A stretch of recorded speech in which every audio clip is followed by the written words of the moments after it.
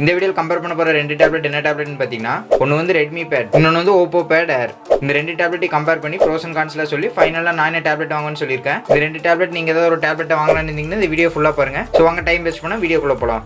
இந்த மாதிரி டெய்லி இன்ட்ரெஸ்டிங்கான வீடியோ பார்க்க நம்ம சேனல் மறக்காம சப்ஸ்கிரைப் பண்ணிக்கோங்க. இந்த வீடியோக்கு ஒரு லைக் கொடுத்துருங்க. ஃபர்ஸ்ட் இந்த ரெண்டு டேப்லெட்டோட டிஸ்பிளே பார்க்கலாம். ரெட்மி பேடோட டிஸ்பிளே வந்து பார்த்தீங்கன்னா 10.61 இன்ச் டிஸ்பிளே கொடுத்துருக்காங்க. இந்த டிஸ்பிளே ரெசல்யூஷன் என்னன்னு பார்த்தீங்கன்னா 2K டிஸ்பிளே உங்களுக்கு கொடுத்துருக்காங்க. ஒரு ரெஃப்ரெஷ் ரேட் வந்து பார்த்தீங்கன்னா 90 Hz கொடுத்துருக்காங்க. பீக் பிரைட்னஸ் வந்து 400 nits கொடுத்துருக்காங்க. இதே ஓப்போ பேட் ஏரோட டிஸ்பிளே வந்து பார்த்தீங்கன்னா 10.36 இன்ச். இந்த டிஸ்பிளே ரெசல்யூஷனும் 2K டிஸ்பிளே தான் கொடுத்துருக்காங்க. ரெஃப்ரெஷ் ரேட் வந்து பார்த்தீங்கன்னா 60 Hz கொடுத்துருக்காங்க. ஆனால் பீக் பிரைட்னஸ் வந்து பார்த்தீங்கன்னா வெறும் 360 nits தான் கொடுத்துருக்காங்க. இப்போ நீங்கள் ரெட்மி பேட் வாங்கினீங்கன்னா உங்களுக்கு ரெஃப்ரெஷ் ரேட் அதிகமாக கிடைக்குது, பீக் பிரைட்னஸ் அதிகமாக கிடைக்குது. இந்த பாயிண்ட் வந்து பார்த்தீங்கன்னா கண்டிப்பாக ரெட்மி பேடுக்கு தான் கொடுப்பேன். நெக்ஸ்ட் வந்து பார்த்தீங்கன்னா ப்ராசர். ஓப்போ பேட் ஏர்ல வந்து பார்த்தீங்கன்னா Qualcomm Snapdragon 680 ப்ராசர் வந்து கொடுத்துருக்காங்க. இதே ப்ராசர் தான் வந்து பார்த்தீங்கன்னா ரெட்மி நோட் 11 யூஸ் பண்ணியிருக்காங்க. இதே ரெட்மி பேட்ல வந்து பார்த்தீங்கன்னா MediaTek Helio G99 ப்ராசர் வந்து கொடுத்துருக்காங்க. இந்த ரெண்டு ப்ராசர் வந்து பார்த்தீங்கன்னா 4G மட்டும் தான் சப்போர்ட் பண்ணும். இந்த ரெண்டு ப்ராசர்ல எந்த ப்ராசர் பெஸ்ட்டாக இருக்குன்னு கேட்டிங்கன்னா கண்டிப்பாக ரெட்மி பேட்ல இருக்க MediaTek Helio G99 ப்ராசர் தான் பெஸ்ட்டாக இருக்கும். பெர்ஃபார்மன்ஸ் கேமிங் இந்த மாதிரி எல்லாத்துக்கும் நீங்கள் ரெட்மி பேட் வாங்குறது ஒரு நல்ல சாய்ஸாக இருக்கும். ஸோ இந்த பாயிண்ட் வந்து பார்த்தீங்கன்னா கண்டிப்பாக ரெட்மி பேடுக்கு தான் கொடுப்பேன்.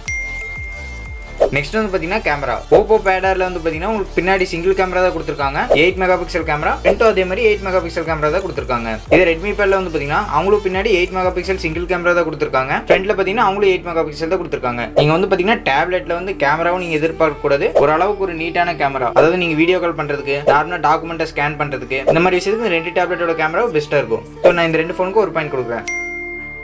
நெக்ஸ்ட் வந்து பார்த்தீங்கன்னா பேட்டரி. ஓப்போ பேடர்ல வந்து பார்த்தீங்கன்னா உங்களுக்கு 7100 mAh பேட்டரி கொடுத்துருக்காங்க. அது சார்ஜ் பண்ணுறதுக்கு 18 வாட் சார்ஜே கொடுத்துருக்காங்க. இதே ரெட்மி பேட்ல வந்து பார்த்தீங்கன்னா அவங்க 8000 mAh பேட்டரி கொடுத்துருக்காங்க. சார்ஜர் வந்து 18 வாட் கொடுத்துருக்காங்க. ஸோ உங்களுக்கு பேட்டரி பேக்கப் வந்து ரெட்மி பேட்ல தான் கண்டிப்பாக பெட்டராக இருக்கும். ஸோ இந்த பாயிண்ட் வந்து நான் கண்டிப்பாக ரெட்மி பேடுக்கு தான் கொடுப்பேன். நெக்ஸ்ட் வந்து பார்த்தீங்கன்னா பிரைஸ். இந்த Redmi பேடோட 4GB RAM 128GB model வந்து பார்த்தீங்கன்னா 16000 ரூபாய்க்கு சேல் பண்ணுறாங்க. இதே Oppo பேடரோட 4GB RAM 128GB model வந்து பார்த்தீங்கன்னா பிரைஸ் ட்ராப்புக்கு அப்புறம் 16000 ரூபாய்க்கு சேல் பண்ணுறாங்க. ஸோ உங்களுக்கு பிரைஸ்ல எந்த ஒரு டிஃபரன்ஸும் இல்லை. ஸோ இந்த ரெண்டு டேப்புக்கு ஒரு பாயிண்ட். நெக்ஸ்ட் இந்த ரெண்டு டேப்போட pros and cons. First Oppo பேடரோட ப்ரோஸ் வந்து பார்த்தீங்கன்னா பிக்சல் பேர் இன்ச் வந்து ரெட்மியை கம்பேர் பண்ணும்போது கொஞ்சம் ஜாஸ்தியாக கொடுத்துருக்காங்க.